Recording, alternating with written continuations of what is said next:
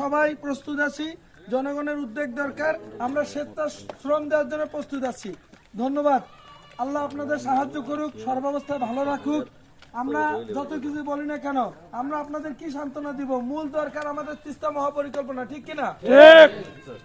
এগুলা পরিকল্পনা বাস্তবায়িত না হলে ওই বিরিয়ানি আর খিচুড়ি আর হচ্ছে শুকনা মুড়ি আর গুড় এগুলো দিয়ে কোনো কাজ আছে? নাই, কোনো কাজ নাই। আমাদের পরিকল্পনা বাস্তবায়ন চাই।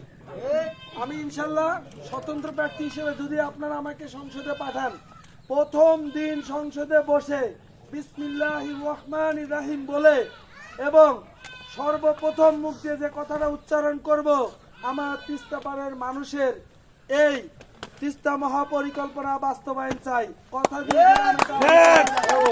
এবং সংসদে আমি আমার জায়গা থেকে সর্বোচ্চ চেষ্টা করব এটি বাস্তবায়নের জন্য যা করা দরকার সেটি বাস্তবায়িত যেন হয়। আপনাদের সবার দোয়া এবং সহযোগিতা চাই।